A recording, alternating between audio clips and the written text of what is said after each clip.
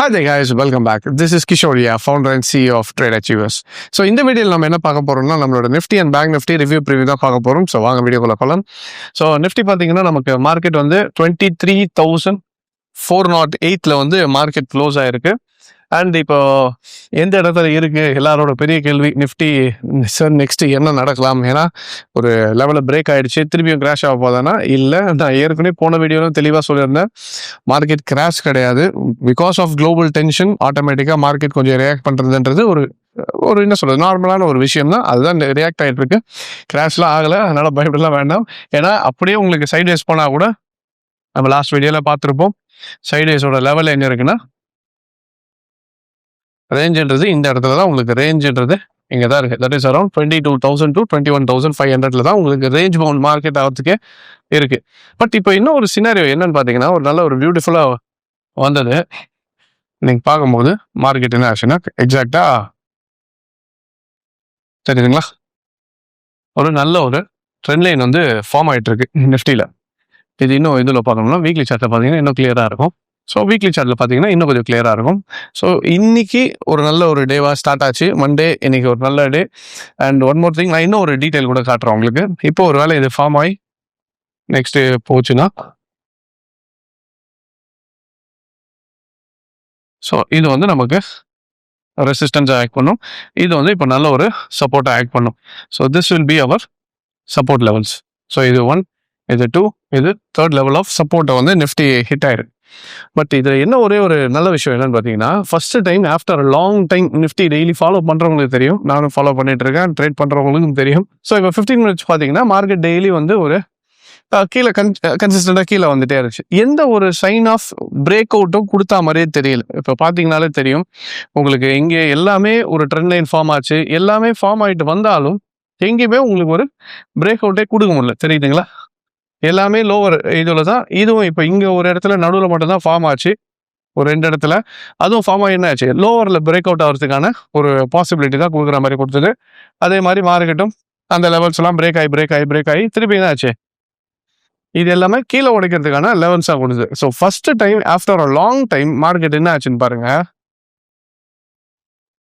இந்த வாட்டி தான் நமக்கு நிஃப்டி 50 15 மினிட்ஸில் ஒரு ட்ரெண்ட் சேஞ்ச் மாதிரி காட்டுது. எங்கன்னா இந்த இடத்துல இதுவும் என்னவா ஃபார்ம் ஆயிருக்கு, நமக்கு இன்வெர்டட் ஹெட் அண்ட் ஷோல்டர் பேட்டர்னாவே ஃபார்ம் ஆச்சு. இன்னைக்கு மார்னிங் பார்த்தீங்கன்னா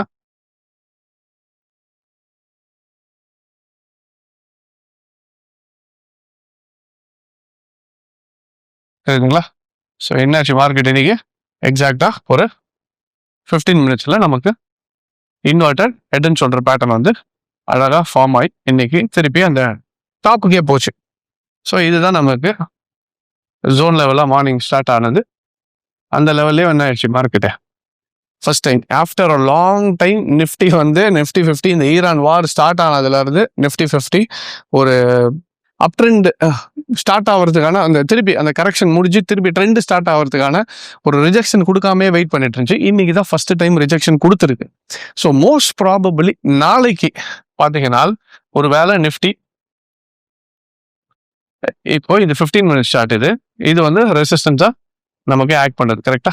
இப்போ கொஞ்சம் உடைச்சது கரெக்ஷன் கொடுக்கணும்ல. இப்போ இந்த கரெக்ஷனை முடிச்சுட்டு திருப்பி ஒரு மார்க்கெட் பிரேக் ஆச்சுன்னா ஒரு வேளை இந்த ரேஞ்ச் வந்து 23,500 to 600 ரேஞ்சு, இந்த ரேஞ்சை பிரேக் ஆச்சுனால் ஒரு ஃப்ரெஷ்ஷான ஆப்பர்ச்சுனிட்டி ஸ்டார்ட் ஆகலாம். நிஃப்டி 50 திருப்பி நம்ம அந்த பழைய ரேஞ்சஸுக்கு தான் போகிறதுக்கான வாய்ப்புகள் இருக்கும். ஸோ ஃபர்ஸ்ட் திங், இப்போ தான் ரொம்ப நாள் கழிச்சு நிஃப்டி 50 ஒரு ரிஜெக்ஷன் கொடுத்துருக்கு. ஸோ டவுன் நம்ம உங்களுக்கு கீழே போயிட்டே இருந்துச்சு பார்த்தீங்களா, அந்த கரெக்ஷன் ஃபேஸில் இருந்து கரெக்ஷன் ஃபேஸை முடிக்கிறதுக்கான ஒரு ஃபர்ஸ்ட் ஸ்டேஜாக இதை நான் பார்க்குறேன். ஸோ மோஸ்ட் ப்ராப்ளி இதை பிரேக் ஆகலை, ஒரு வேளை மார்க்கெட் நமக்கு இந்த பிரேக் ஆகலைன்ற பட்சத்தில் இங்கேருந்து திரும்பினாலும் 23,500 to 23,600 பிரேக் ஆகணும். பிரேக் ஆகி இதுக்கு மேலே போய் க்ளோஸ் வச்சதுனால் ஒரு 1 hour சார்ட்ல வச்சுக்கோங்க. 15 மினிட்ஸ் காட்டிலும் 1 hour இன்னும் ஸ்ட்ராங்காக இருக்கும். ஸோ 1 hour சார்ட்ல இது க்ளோஸ் ஆச்சுன்னா இங்கேருந்து மறுபடியும் மார்க்கெட் ரிகவர் ஆகிறதுக்கான அதிக பாசிபிலிட்டி இருக்கு. ஸோ நிஃப்டி 50 ஒரு நல்ல ஸ்டார்ட் இதுதான். ஸோ இதுதான் உங்களுக்கு காமிக்கணும்னு நினச்சேன். சரி, ஓகே, எல்லாம் நிறைய பேர் கீழே வரும்போதும் நம்பிக்கையோட வெயிட் பண்ணிட்டு இருந்தீங்க. இப்போ நானும் அதே மாதிரி தான். ஸோ கீழே வரும்போதும் வெயிட் பண்ணிட்டு இருந்தேன். இப்போ தான் அதுக்கான ஒரு நல்ல ஆப்பர்ச்சுனிட்டி கண்ணுக்கு தெரியுது. மறுபடியும் அந்த கரெக்ஷன் ஃபேஸ் முடிச்சுட்டு திருப்பி நிஃப்டி ரிகவர் ஆகலான்றது எக்ஸ்பெக்டேஷன். ஸோ மோஸ்ட் ப்ராபப்லி நம்ம வெயிட் பண்ணோம்னா இந்த 23,500 to 600 லெவல் ரெசிஸ்டன்ஸ் பிரேக் ஆச்சுன்னா திருப்பி நம்ம கீழே விழுந்த இடத்துல இருந்து மறுபடியும் ஏறுன்றது ஒரு நம்பிக்கை. அண்ட் டெக்னிக்கலாகவும் இது ஸ்ட்ராங்காக மாறதுக்கான பாசிபிலிட்டி இருக்குது. ஸோ வரக்கூடிய நாட்களில் இன்னும் நமக்கு கிளாரிட்டி கிடைக்கும். அண்ட் வீக்லி சார்ட்லேயும் நமக்கு என்ன ஆயிடுச்சுன்னு பார்த்தீங்கன்னா, மார்க்கெட் என்ன ஆயிடுச்சு, ட்ரெண்ட் என்னோட பாட்டம்ல இருக்கு. ஸோ மோஸ்ட் ப்ராபப்லி இதை பிரேக் பண்ண முடியலன்ற பட்சத்தில் இந்த லோவை பிரேக் ஆகல அரௌண்ட் 22,900 to 23,000 ரேஞ்சை வந்து பிரேக் ஆகலைன்னா திருப்பி நம்ம ரிகவர் ஆகி ஃபர்ஸ்ட் லெவலே வந்து நமக்கு எங்கே போயிடலாம், அரௌண்ட் 24,800 to 25,000 வரைக்கும் அடுத்த லெவல் ஆஃப் ரெசிஸ்டன்ஸ் அங்கே தான் இருக்குது. ஸோ இதுதான் நெக்ஸ்ட் R1 நமக்கு ட்ரீட் ஆகும் லாங் டேர்ம் வியூவில். ஸோ இந்த லெவல் வரைக்கும் போச்சுனாலே most of the portfolios will start to recover. ஸ்டாக்ஸாக இருக்கட்டும், இண்டெக்ஸாக இருக்கட்டும், எல்லாமே நம்ம இன்வெஸ்ட் பண்ணி வச்சதெல்லாம் ரிகவர் ஆகிறதுக்கான வாய்ப்புகள் ஜாஸ்தி. ஸோ இதுதான் இப்போதைக்கான சினாரியோ. இல்லை ஒருவேளை இது பிரேக் ஆச்சுன்னா நம்ம திருப்பி நம்ம எதிர்பார்த்த மாதிரி இது ஃபுல்லாகவே என்ன ஆகிடும், உங்களுக்கு மறுபடியும் ஹோல் சைட்வேஸ் மார்க்கெட் ஆகும். பட் நம்புவோம் இது இங்கேருந்து திரும்பவும்ன்ற ஒரு நம்பிக்கை தான். பட் இருந்தாலும் அந்த 15 மினிட்ஸ் மட்டுமே வச்சு நம்ம ஃபுல் கன்ஃபர்மேஷன் போயிட முடியாது. ஒரு 1 hour சார்ட்லையும் 4 hour சார்ட்லையும் இன்னும் கொஞ்சம் பெட்டர் கன்ஃபர்மேஷன் கொடுத்ததுன்னா ட்ரெண்ட் ரிவர்சல் காமிச்சிச்சுன்னா it will be a better idea. So உங்களை மாதிரி நானும் வெயிட் பண்ணிட்டு இருக்கேன். மோஸ்ட்லி இந்த வார் டென்ஷன்ஸும் கொஞ்சம் டீஎஸ்கலேட் ஆகி கொஞ்சம் கம்மியாகி திருப்பி நமக்கு ஸ்டாக்ஸ் எல்லாம் ஏறும்ட்டு. ஸோ வெயிட் பண்ணி பார்ப்போம். ஸோ நிஃப்டிக்கான லெவல்ஸ் இதுதான் 24,800 to 25,000. இந்த லெவல் பிரேக் ஆகலைன்னா அடுத்த லெவல் வந்து இந்த ரேஞ்ச் போகிறதுக்கான வாய்ப்புகள் இருக்குது.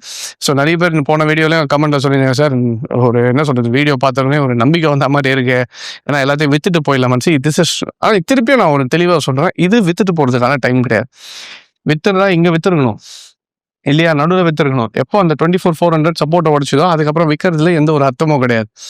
மார்க்கெட் கீழே வந்தாலும் ஏறுன்றது ஒரு மார்க்கெட்டில் சீசனாக இருந்து உங்களுக்கு தெரியும். இப்போ புதுசாக வந்தவங்களுக்கு வேணால் பேனிக் ஆகலாமே தவிர, நீங்கள் 10 வருஷம் 15 வருஷம் 20 வருஷம் சீசன்டான மார்க்கெட்டில், இப்போ நானே ஒரு ப்ரொஃபஷனலாக 15-17 வருஷமாக இந்த மார்க்கெட்டில் ட்ரேட் பண்ணிட்டு இருக்கேன். உள்ளே போய் பார்த்ததுனால தெரியும், இல்லை இது ஒரு கீழே வர கரெக்ஷன் தான், முடிச்சிட்ட பிறகு மார்க்கெட் ஏறுண்டு. ஸோ கொஞ்சம் சீசன்டாக இருக்க உங்களோட இன்வெஸ்டரோ இல்லை பெரிய ஒரு நல்ல ஒரு ரிசர்ச் அனலிஸ்ட் யாராவது இருந்தாங்கன்னா போய் கேட்டு பாருங்கள். அவங்களும் இதே தான் சொல்லுவாங்க, this is not the time to sell. Market Indian economy கண்டிப்பாக பூஸ்ட் ஆகும். கொஞ்சம் டைம் எடுக்கலாமே தவிர லாங் டேர்மில் it is going to go up.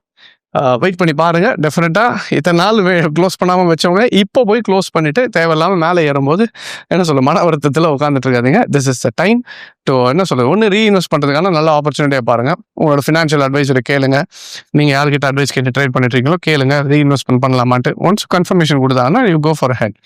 But இருந்தாலும் நான் சொல்கிறேன், this is not for calls, this is just technical analysis. Market எப்படி ஒர்க் ஆகுதுன்ட்டு தான். ஸோ இப்போ டெக்னிக்கலாக லோவர் டைம் ஃப்ரேமில் ஸ்டார்ட் ஆயிருக்கு, ஹையர் டைம் ஃப்ரேமில் பிரதிபலிக்கும் போது நெக்ஸ்ட் என்ன நடக்க போகுதுன்றதை பார்க்கலாம். ஸோ இன்னும் கொஞ்ச நாளில் நிஃப்டி திருப்பி ரிகவர் ஆகி இந்த 25,000 பிரேக் ஆச்சுன்னா R2ன்றது நமக்கு திருப்பி அந்த 26,000 தான். ரிகவர் ஆகுது ரொம்ப டைம்லாம் எடுக்காது, முன்னாடி மாதிரி தான் கிடையாது. நம்ம இப்போ 25,000 கிட்ட ட்ரேட் ஆகிட்டு இருக்கு. ஒரு நாளைக்கு 300 பாயிண்ட் 400 பாயிண்ட் ஈஸியாக ட்ராவல் ஆகுது. ஸோ அப்போ 2,000 பாயிண்ட்ஸ்ன்றது மிஞ்சி போனால் it's just 6 days away. 2 to 3 வீக்ஸில் கூட என்ன ஆகிடலாம், இறங்குனது அப்படியே ரிகவர் ஆகிறதுக்கும் வாய்ப்பு இருக்குது. இஃப் எல்லாம் நல்லபடியாக போச்சுன்னா இந்த மார்ச் எண்டு இல்லை ஏப்ரல் செகண்ட் வீக்குள்ளே ஒரு 1 month டைம் வச்சுக்கோங்களேன், ஒரு 30 days டைமுக்குள்ளேயே நமக்கு அந்த 2,000 பாயிண்ட்ஸ் ரிகவர் ஆனாலும் ஆச்சரியப்படுறதே இல்லை. பட் என்னன்னா அதுக்கு சில அறிகுறிகள் மார்க்கெட் காட்டும். இப்போ தான் ஸ்டார்ட் பண்ணியிருக்கு, அது இன்னும் ஸ்ட்ராங்காக கன்ஃபர்மேஷன் ஆகிடுச்சுன்னா then we can expect market to go up. So wait பண்ணி பார்க்கலாம், right? So this is for Nifty. Next bank Nifty எப்படி இருக்குன்னு பார்த்தலாம். ஸோ இப்போ பேங்க் நிஃப்டியும் பார்த்தீங்கன்னா மார்க்கெட் வந்து நல்ல சப்போர்ட் லெவலில் திருப்பி ஹிட் ஆயிருக்கு. இந்த இடத்துல வந்து மார்க்கெட் பேங்க் நிஃப்டி என்ன இருக்கு, இது வந்து டபுள் பாட்டம்னு சொல்லுவோம். ஸோ மார்க்கெட் இப்போ சைட்வேஸோட பாட்டம் லெவலில் வந்து நின்றுட்டு இருக்கு. ஒரு வேளை இங்கே திருப்பி ரிவர்சல் ஆயிடுச்சுன்னா 15 மினிட்ஸில் எப்படி நமக்கு நிஃப்டியில் கிடச்சதோ அதே மாதிரி ரொம்ப நாள் கழிச்சு பேங்க் நிஃப்டிலையும் அதே மாதிரி தான் பேட்டர்ன் ஃபார்ம் ஆகி inverter head and shoulder form ஆகி திருப்பி மார்க்கெட் வந்து அது பிரேக் ஆகிட்டு மறுபடியும் டாப்புக்கே போச்சு. ஸோ மோஸ்ட் ப்ராபப்ளி திருப்பி இந்த லெவலில் பிரேக் ஆகலாம். 1 hour சார்ட்டில் அரௌண்ட் 54,600 அந்த ரேஞ்ச் இருக்குது பார்த்தீங்களா. இந்த ரேஞ்ச் வந்து நமக்கு ரெசிஸ்டன்ஸாக ஆட் பண்ணும். ஒன்ஸ் அது பிரேக் ஆகி இது க்ளோஸ் வச்சதுன்னா அடுத்த லெவலுக்கு வந்து நிஃப்டி பேங்க் நிஃப்டி ட்ராவல் ஆகிறதுக்கான வாய்ப்புகள் ஜாஸ்தி. அண்ட் ஒன் மோர் திங், நிஃப்டியோட டாப் வெயிட்டேஜ் இருக்க ஸ்டாக்ஸ் பார்த்துருப்பீங்களான்னு தெரியல, பார்த்தீங்கன்னா தெரியும்.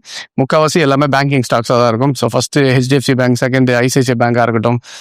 ஸோ இந்த மாதிரி தான் இருக்கும். நடுவில் உங்களுக்கு எஸ்பிஐ பேங்க் வந்துடும், கொட்டாக் மஹிந்திரா பேங்க், இது எல்லாமே சேர்ந்தாலே கிட்டத்தட்ட 30% ஆஃப் தி வெயிட்டேஜ் வந்துடும் நிஃப்டியில். ஸோ அப்போ உங்களுக்கு நிஃப்டி ஏற போகுதுனால் பேங்க் நிஃப்டி ஏறதுக்கான அதிக பாசிபிலிட்டி இருக்குது. ஸோ நிஃப்டியை காட்டிலும் பேங்க் நிஃப்டி ஸ்பீடாக ஏறிச்சினாலும் ஆச்சரியப்படுறதுக்கு இல்லை.